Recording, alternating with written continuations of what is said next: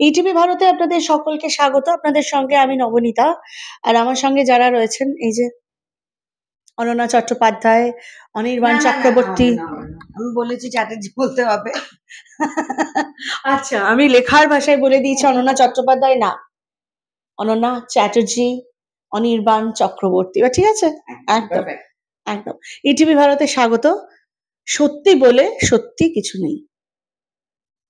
কি বুঝবো? মানে নামটা ভীষণ ইন্টারেস্টিং, কিন্তু কি মিল পাচ্ছি মানে বাস্তবের সঙ্গে, কিংবা সিনেমায় কি আছে কি আছে? কে বলবে আগে? আমার মনে হয় এই কথাটার মানে সত্যি বলে সত্যি কিছু নেই। এইটার আমি যেটা বুঝেছি এই কথাটার মানে সেটা হচ্ছে অ্যাকচুয়ালি সবকিছুই রিলেটিভ। আচ্ছা। হ্যাঁ? এটাই বোঝাতে হয়েছে। সেটা উল্টোভাবে যদি বলি মিথ্যে বলে মিথ্যে কিছু নেই, আ সেটাও অন্যভাবে বোঝানো যায়। ওই একই সত্যির কাছে পৌঁছানো। যে মিথ্যে বলে অ্যাকচুয়ালি মিথ্যে কিছু নেই, সত্যি বলে সত্যি কিছু নেই। মানে সবকিছুই রিলেটিভ। আর তুমি কি বলবে? আমার কাছে যেটা সত্যি সেটা তোমার কাছে সত্যি নাও হতে পারে। সেই এই যে এই একটা রিলেটিভ টার্ম, এটা সেটাই বলার কথা যে আমার কাছে যেটা আমার কাছে যে জিনিসটার ভ্যালু তোমার কাছে সেটা না থাকতে পারে। আমার জীবনে যেটা করলে ভালো হবে সেটা তোমার জন্য নাও ভালো হতে পারে।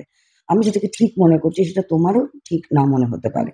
তো সেই একটা রিলেটিভ একটা জায়গা যেখানে যেটা আমাদের ছবির সঙ্গে যার সাদৃশ্যইভাবে যে যেহেতু এতজন মানুষ একটা একটা একটা সবার ওপিনিয়ন আছে, ১২ জনের ১২ রকম ওপিনিয়ন। একজনের ওপিনিয়ন আরেকজনের কাছে সত্যি নাও হতে পারে, ঠিক নাও হতে পারে। সো আমার মনে হয় সেইভাবে আমরা রিলেট করতে পারি ছবির সঙ্গে নামটা। তো অনির্বাণ দাকে আমরা কিভাবে পাবো? এখানে যে প্রাইমারি যে ১২ জন চরিত্র, তারা ১২ জন ১২ টা আ পেশা থেকে এসছে। ১২ ধরনের মানুষ। তার মধ্যে আমার যে চরিত্রটা, সে একজন অবাঙালি ব্যবসায়ী। আ কলকাতাতে থাকেন এবং এইটুকুর বেশি মানে বলার মানে প্রত্যেকটা চরিত্র সম্বন্ধে এইটুকুই বলা যেতে পারে যে সে কোন ব্যাকগ্রাউন্ডের, মানে কি করে এবং আ এই। আমার ক্ষেত্রে নতুন, আমি অবাঙালি ব্যবসায়ী চরিত্র করিনি এর আগে। সো সেইটা নতুন এখানে আমার। সেদিক থেকে নতুন। সেদিক থেকে নতুন। আর হ্যাঁ। সাজগোজে? সাজগোজ সবারই খুবই একজন মানে মোটামুটি কি করা হয়েছে বা ইন্টারেস্টিং একটা জিনিস বলেই দিই এটা, যে আমাদের কস্টিউমটা অল ওভার দ্য ফিল্ম একটাই কস্টিউম আমরা পড়ি। আমাদের বারবার পোশাক চেঞ্জ হয় না।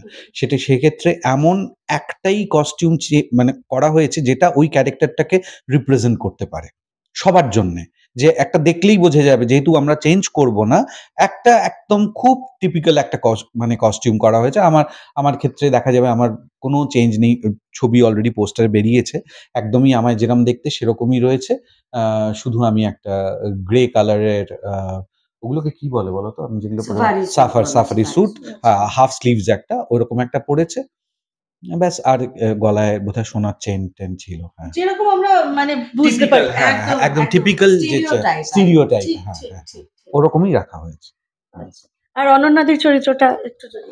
আমার চরিত্রটা হচ্ছে অ্যাডভার্টাইজিং ব্যাকগ্রাউন্ড এবং খুবই স্নুটি, খুবই ট্যাশ।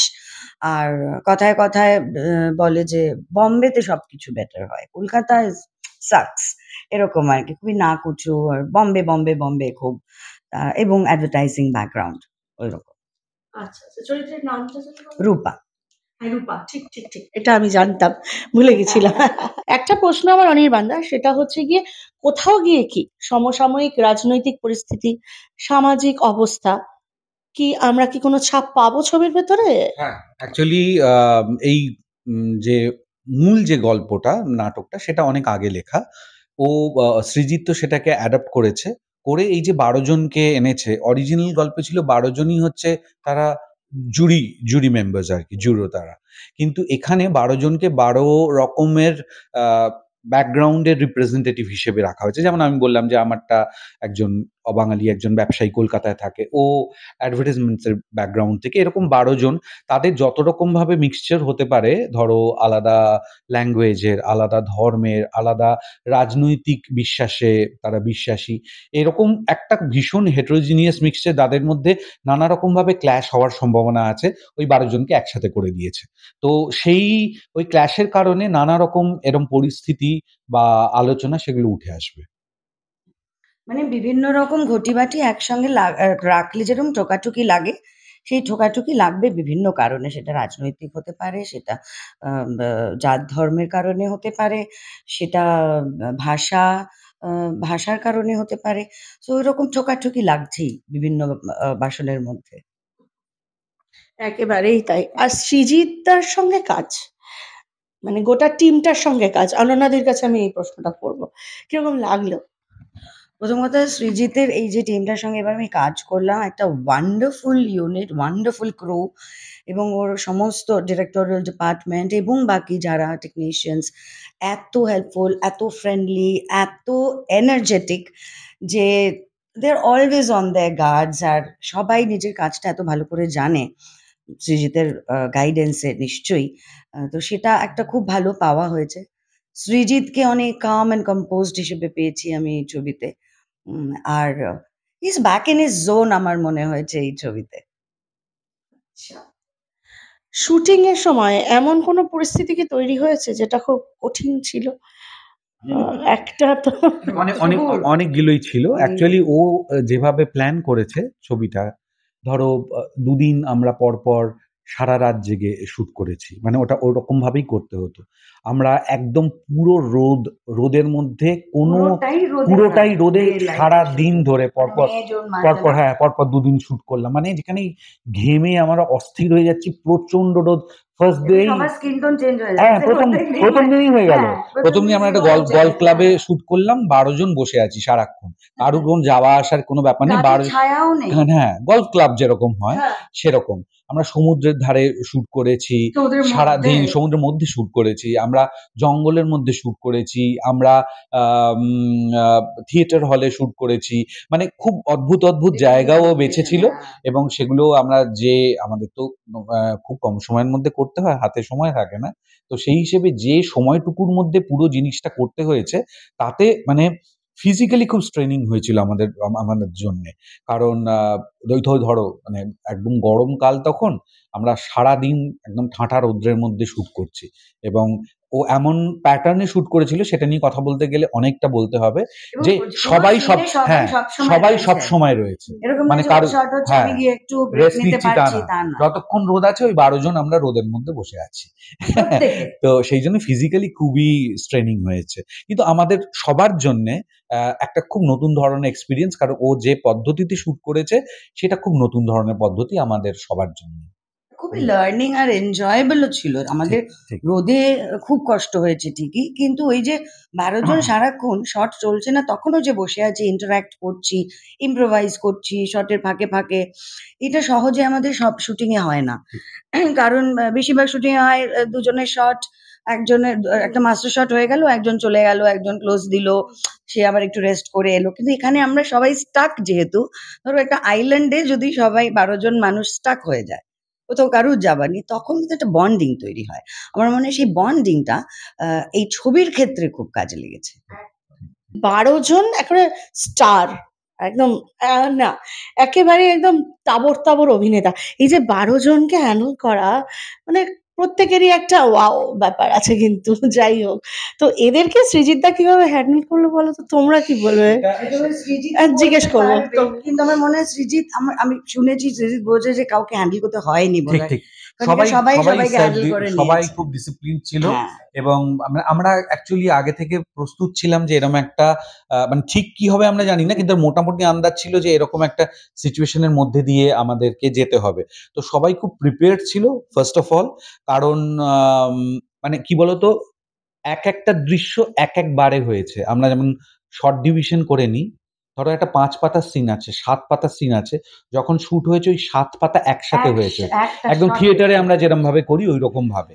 তো সবাই একদম প্রিপেয়ার্ড ছিল, এবং সেটা দরকারও ছিল, এবং সেটা পারফরমেন্সেও রিফ্লেক্টেড হয়েছে। ধরো একটা সিন যদি ৩ বার শুট হয়, ৩ বারই গোটা হয়েছে, এবং সবাই করেছে, কেউ কারো কিউ দেয়নি, কেউ গিয়ে বসে থাকেনি। মানে ওই রকম ভাবেই হয়েছে, পদ্ধতিটাই ওইটা ছিল।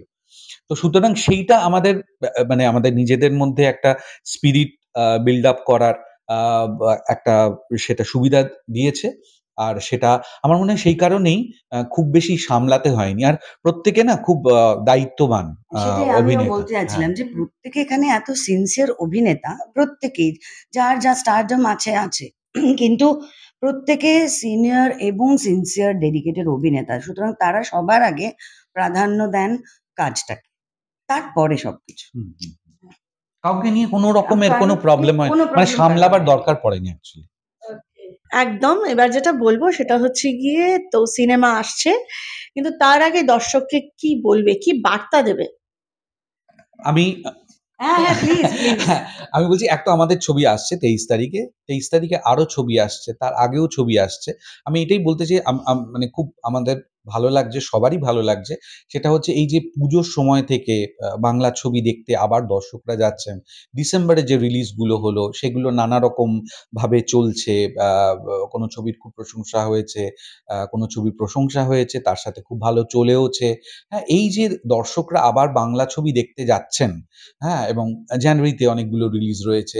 তো এই আমরা অনেক রকমের ছবি উপহার দিতে পারছি এবং দর্শকদের মধ্যেও আবার একটা মানে উৎসাহ দেখা যাচ্ছে, তারা আবার যাচ্ছেন হলে দেখতে। সেইটা খুব ভালো এবং এই এত কিছুর মধ্যে অবশ্যই আরেকবার মেনশন করতে চাইবো সেটা হচ্ছে হ্যাঁ, আমরা আশাবাদী আপনারা যেহেতু বাংলা সিনেমা আবার নতুন করে হলে গিয়ে দেখা শুরু করেছেন এবং এনজয় করছেন, সাফল্য আনছেন বাংলা ছবির জগতে। তাই আমরা খুবই আশাবাদী যে আপনারা এই ছবিটাও দেখবেন। সত্যি বলে সত্যি কিছু নেই। সৃজিত মুখার্জির পরের ছবি 23rd জানুয়ারি রিলিজ করছে থিয়েটার্সে। আমরা সবাই অপেক্ষা করব আপনাদের জন্য প্রেক্ষাগৃহে। কিন্তু, কিন্তু শেষ হয়েও হয় না শেষ।